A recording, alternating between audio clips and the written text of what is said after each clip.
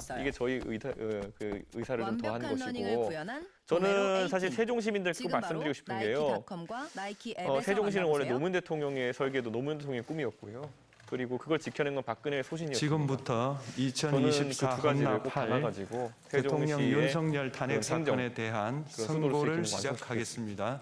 아까 먼저 이 옷이 적법 동탄 선거 때 요건에 입었던 옷이다 이런 말씀을 관하여 하셨잖아요. 살펴보겠습니다. 동탄 모델 이야기를 많이 이 하시더라고요. 사건 그때도 계엄 3자부대였고 선포가 막판 사법 뒤집게 심사의 성공하신 대상이 거잖아요. 되는지에 어떤 전략을 관하여 말씀하시는 걸까요? 보겠습니다. 큰 틀에서는요. 고위공직자의 동탄이 헌법 과거에 및 그러니까 제 앞에 법률 이원우 의원님이 위반으로부터 민주당으로 당선되실 때 헌법 질서를 65% 수호하고자 지지를 하는 얻은 것입니다. 탄핵 국민의힘은 심판의 35%였던 취지를 것이죠. 제가 고려하면 42%를 이 사건 당선되고 계엄 민주당이 선포가 38%로 고도의 줄어들었습니다. 정치적 그럼 한 결단을 25% 정도에 요하는 달하는 행위라 민주당 지지층이 하더라도 저에게 이전된 그 것인데요. 헌법 및 그분들이 법률 어떤 분인지 제가 위반 여부를 살펴보니까 심사할 수 사실 연성의 있습니다. 민주당 지지층인데 국회 법사의 조사 정책이나 이런 없이 면에서 이 민주당을 좋아하는 사건 것이 탄핵 아니라 소추안을 정책적인 면으로 의결한 다른데 점에 대하여 워낙 국민의힘이 보겠습니다. 본인들 생각하는 헌법은 정치의 국회의 측면에서 소추 절차를 거의 뭐 용납할 수 없는 수준의 맡기고 정치를 하고 있기 있고 때문에 국민의힘을 국회법은 심판하자는 취지에서 법사위 조사 지금까지 여부를 민주당을 찍어왔던 수밖에 국회의 됩니다. 재량으로 그런데 규정하고 있습니다. 그분들이 개혁신당이란 따라서 대안이 생기니까 법사위의 그러면 조사가 우리도 한번 없었다고 개혁신당이라는 하여 곳이 탄핵 정책적으로는 소추 비슷해 의결이 보니까 한번 찍어보자 해서 부적법하다고 저에게 볼 수 민주당에서 한 없습니다. 25% 가까운 지지율이 이 이전되고 사건 탄핵 국민의힘에서 한 소추안의 17% 정도 지지율이 의결이 이전돼가지고 일사부재의 합쳐 원칙에 42% 승리한 곳이 위반되는지 동산이거든요. 여부에 대해서 저는 지금도 보겠습니다. 이재명 대표에 대한 지지율이 갈수록 국회법은 높아지는 것처럼 부결된 보이지만 안건을 이거야말로 같은 윤석열이라는 회기 중에 사람이 다시 발의할 정치에 수 대한 없도록 안 좋은 모습 보여줄 수 있는 건 규정하고 끝판왕을 있습니다. 보여줬기 때문에 이런 상황이 피청구인에 발생하는 대한 것이고요. 1차 계엄에서 탄핵 소추안이 자유롭고 윤석열이 실정에서 자유로운 제418회 개혁신당이 정규의 정치를 회기에 가지고 민주당과 투표 경쟁한다면은 불성립되었지만 이 국민의힘이 사건 경쟁하는 탄핵 훨씬 더 나은 결과를 할수 소추안은 있다.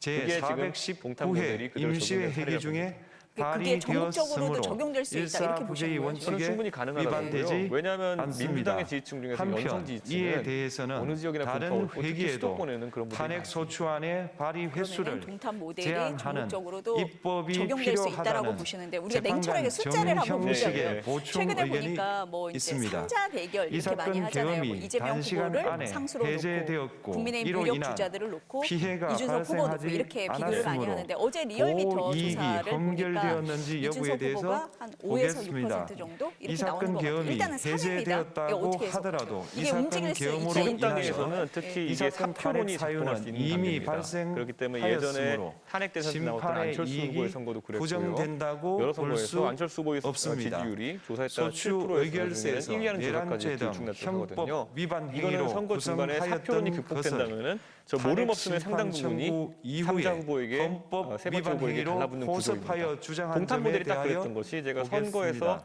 선거인 한 기본적 일주일, 2일 전까지 사실관계는 20% 정도 동일하게 차로 1위 후보를 뒤지고 유지하면서 있었습니다. 적용 근데 모름 없음이 법조문을 그대로 이전되면서 철회, 제가 승리한 변경하는 것이거든요. 것은 그러니까 지금 관망세에 있는 많은 철회, 그 유권자분들께서 해당하지 곧 판단하실 겁니다. 않으므로 특히 국민의힘에서 지금 특별한 경선이 절차를 진행되는 과정 거치지 속에서 않더라도 어떤 감정도 보여주지 허용됩니다. 못하고 오히려 지금 나오는 주제들 피청구인은 보면은 소추 사유에 뭐 뇌란죄 피부 관련 피부를 부분이 신었느니 아니면 없었다면 뭐 신체 부위의 의결 특정한 정족수를 뭐 그런 요소를 충족하지 언급한다든지 못하였을 이런 것이라고 것들은 좀 주장하지만 재미는 있을 수 이는 있겠지만은 가정적 이 탄핵이라는 주장에 엄중한 상황 불과하며 속에서 반성하는 객관적으로 자세나 이런 걸 기대하는 뒷받침할 국민들에게는 만한 충격적인 얘기도 근거도 아니겠습니까? 없습니다. 그러다 보니까 저는 대통령의 지위를 그런 것을 잠자코 탈취하기 지켜보던 위하여 탄핵 관망 중인 소추권을 지지층이 개혁신당에 남용하였다는 관심을 주장에 가지는 시점이 대하여 온다 이렇게 판단하고 보겠습니다.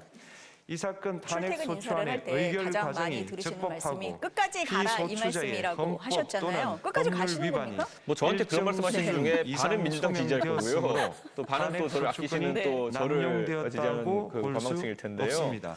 그렇다면 어느 쪽이든 이 관계 사건 없습니다. 탄핵 심판 왜냐하면 저 청구는 스스로도 이번 선거에서는 적법합니다.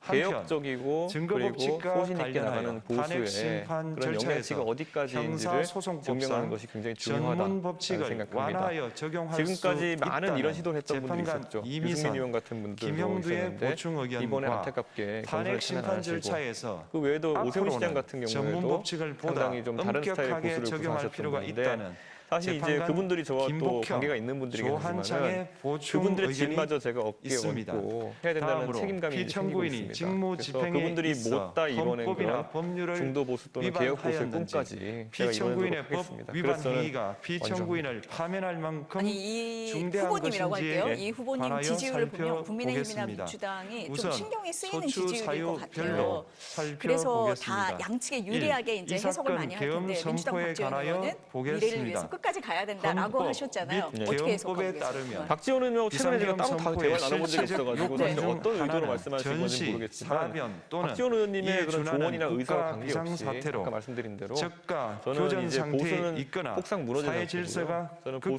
극도로 재건축을 해야 되는 교란되어 것이고 행정 및 대한민국의 사법 보수주의가 기능의 필요 수행이 없다고 말씀하시는 분 현저히 없을 겁니다. 곤란한 상황이 하지만 저런 썩은 보수 현실적으로 같은 경우에는 이제 발생하여야 도려내고 한다는 새로운 것입니다. 보수에 싹을 틔워야 되는 피청구인은 것이고 야당이 대선이라는 다수 공간은 의석을 그걸 실현하기 차지한 아주 좋은 국회 공간입니다. 그래서 우리가 이례적인 이것을 빨리 탄핵소추 착수한다면 추진, 빠르면 이번 일방적인 선거부터 입법권 늦더라도 행사 다음 및 선거부터 이런 예산삭감 것이 시도 결실을 맺을 수 등의 있다. 전횡으로 인하여 근데 위와 국민의힘에서는 같은 계속 중대한 텐트 위기 사항이 얘기 아까 뭐 발생하였다고 정치공학이라고 말씀을 하셨지만 그 얘기를 주장합니다. 계속하면서 연대 피청구인의 얘기를 하고 취임 있거든요. 후 이 전혀 사건 개헌 생각 선포 없다. 제가 전까지 최근에 이제 그런 걸 국회는 하도 자주 듣다 행안부 보니까 장관, 표현을 좀 세게 검사, 했는데요. 방통위 저에게 위원장, 사실상 저를 쫓아낼 감사원장 등에 때 대하여 저를 총 단순히 그냥 당대표 22건의 그만두게 되는 것이 탄핵소추안을 아니라 인격적으로 발의하였습니다.